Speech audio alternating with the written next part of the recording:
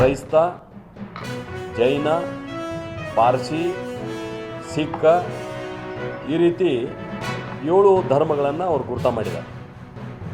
ಆದರೆ ಆ 7 ಧರ್ಮಗಳನ್ನು ಹೊರತುಪಡಿಸಿ ಇತರೆ ಅಂತಕ್ಕಂಥ ಒಂದು ಕಾಲಮನ್ನು ಅವರು ಸೃಷ್ಟಿ ಮಾಡಿದ್ದಾರೆ.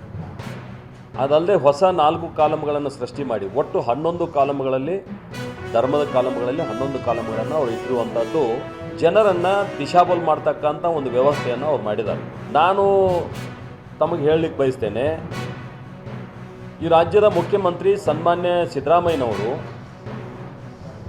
ಸಮಾಜವಾದಿ ಹಿನ್ನೆಲೆಯಿಂದ ಬಂದಿರುವಂಥವ್ರು, ಸಮಾಜವಾದಿ ಹಿನ್ನೆಲೆಯಿಂದ ಬಂದಿರತಕ್ಕಂಥ ಮುಖ್ಯಮಂತ್ರಿ. ಇವತ್ತವರು ಹೊಸ ಜಾತಿಗಳ ಸೃಷ್ಟಿ ಮಾಡ್ತಕ್ಕಂಥ ಹೊಸ ಜಾತಿಗಳ ಪ್ರವರ್ತಕರಾಗಿ ಅವ್ರು ಬದಲಾಗಿದ್ದಾರೆ ಅಂತ ನನಗನ್ನಿಸ್ತದೆ. ಈಗಿರ್ತಕ್ಕಂಥ ಜಾತಿಗಳ ಮುಂದೆ ಕ್ರಿಶ್ಚಿಯನ್ ಸೇರಿಸೋದ್ರ ಮುಖಾಂತರ ಸುಮಾರು 47 ಈ ರೀತಿಯಾದಂಥ ಜಾತಿಗಳನ್ನು ಅವರು ಸೃಷ್ಟಿ ಮಾಡಿದ್ದಾರೆ.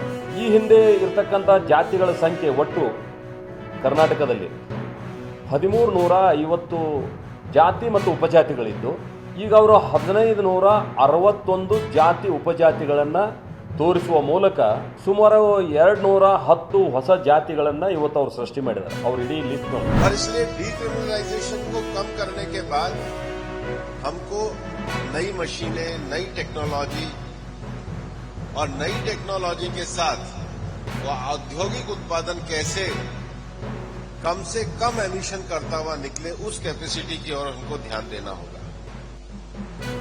अभी हमारे मंत्रालय ने पिछले 29 अगस्त को एक नया नोटिफिकेशन निकाला, क्योंकि एस्टेब्लिश हम किसी इंडस्ट्री को करते हैं, उसके बाद सेल्फ रेगुलेशन के आधार पे उनका एनवायरमेंटल नॉर्म्स के लिए हमने एनवायरमेंट ऑडिट्स की बात कही, ताकि हमारा जो इंस्पेक्टर राज दौर है वो कम हो, लोग अपनी ऑडिट रिपोर्ट को प्रस्तुत करें. जैसे चार्टर्ड अकाउंटेंट है, ऐसे एनवायरमेंट ऑडिटर का हमने एक सिस्टम को खड़ा कर रहे हैं, ताकि ये चीजें नॉर्म्स अब हमारे व्यवहार में आना चाहिए और कंपनीज को अपना एनवायरमेंट ऑडिट पेश करना चाहिए, बाद में उसकी जांच हो जाए.